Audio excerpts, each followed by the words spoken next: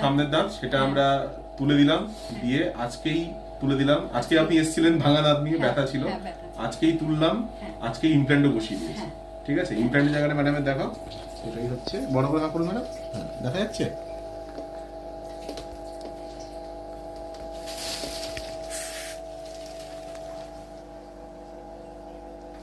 দেখা যাচ্ছে ইমপ্ল্যান্টটা?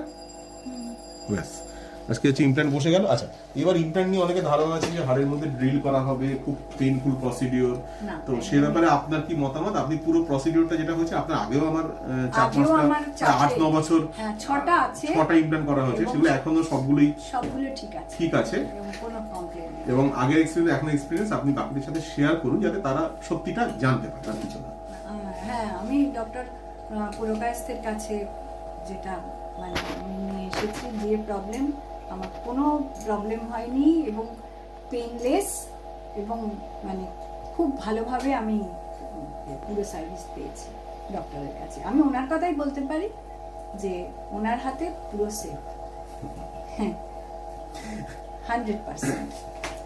বা অনেক সময় ড্রিল করা যখন হয় আমাদের ইমপ্ল্যান্টে, কিছু বুঝতেই পারিনি, কোনোটাতে কোনো পেইনফুল কিচ্ছু নেই।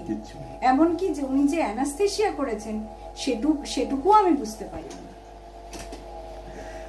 এবং ওনাকে যা যা বলেছি সেগুলো সেভাবেই হয়েছে, আমার কোনো অসুবিধা হয়নি। ভয় পাওয়ার কোনো কারণ নেই তো ম্যাডাম? না, যিনি একটা করছেন বা 5টা করছেন, যাই করুন, ভয় পাওয়ার কোনো কারণ নেই। কোনো কারণ নেই। অ্যাকচুয়ালি আমি নিজেই খুব ভীতু মানুষ। না না, ঠিক আছে ম্যাডাম, থ্যাংক ইউ। ম্যাডামের এক্সরেটা দেখিয়ে দাও। ভাঙা দাঁত ভাঙা দাঁত, কিন্তু ভালো দাঁত। আমার কবে পাবো, কত তাড়াতাড়ি? আমি আপনাকে